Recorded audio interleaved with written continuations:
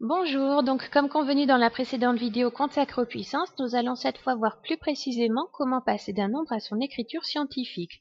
Donc l'écriture scientifique s'écrit toujours sous la forme a fois 10 puissance p. Le premier nombre a doit être compris entre 1 et 9,999. Le nombre p doit être un nombre entier, positif ou négatif, mais entier, c'est-à-dire sans virgule. Donc, pour voir cela plus simplement et plus concrètement, prenons l'exemple du nombre 2014. Donc, pour commencer, je vais placer une virgule pour que ce nombre soit compris donc entre 1 et 9,999, c'est-à-dire juste après le nombre 2. Donc, j'écris 2 virgules, ce qui suit donc 2,014 fois 10 puissance. Il ne me reste plus qu'à trouver quel est le nombre p, quelle est la puissance de 10. Donc, première question à se poser. 2,014 est-il plus grand ou plus petit que 2014? Il est plus petit, c'est-à-dire qu'il va falloir que je le grandisse pour que ce soit égal à 2014. Maintenant, donc cela signifie que la puissance sera positive. Maintenant, je vais me demander de combien de rangs ai-je décalé la virgule entre 2014 et mon 2,014. Donc, dans 2014, certes, il n'y a pas de virgule, c'est-à-dire que c'est comme s'il y en avait une juste après le chiffre des unités, c'est-à-dire juste après le 4. Donc, j'imagine une virgule ici, et il ne me reste plus qu'à compter de combien de rangs ai-je décalé la virgule.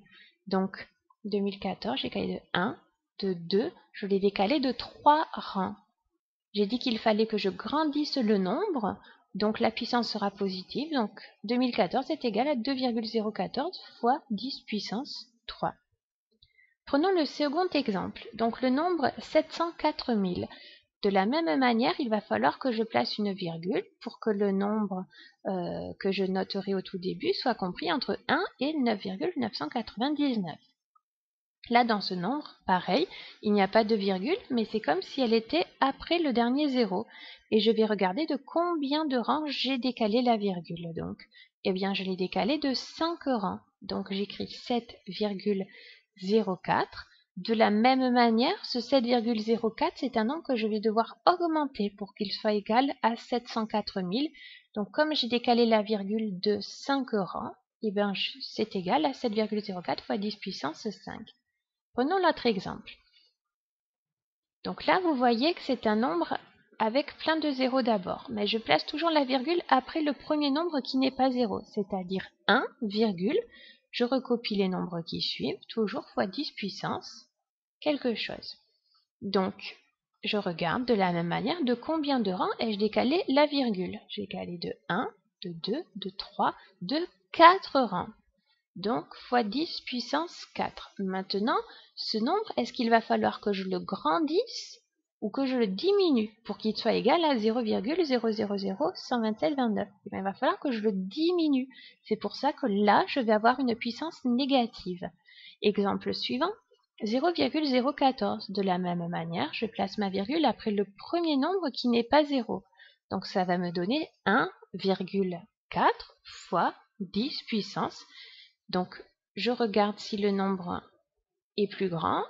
J'ai décalé la virgule de 2 rangs. Il va falloir que je réduise ce nombre. Donc, ce sera une puissance négative. Exemple suivant. Je vais donc placer toujours la virgule après le premier nombre qui n'est pas 0. Donc, juste après le 5, j'ai 5,838 fois 10 puissance, et de la même manière, donc ce 5,838, il va falloir que je le grandisse. Donc la puissance sera positive et j'ai décalé de 1, de 2, de 3, de 4 rangs. Donc 5,838 fois 10 puissance 4. Exemple suivant. Donc, je place la virgule après le premier nombre qui n'est pas 0, donc juste après le 3, 3, virgule, ce qui suit, donc 0,5. Fois 10 puissance. Donc là, pareil, le nombre, il va falloir que je le diminue.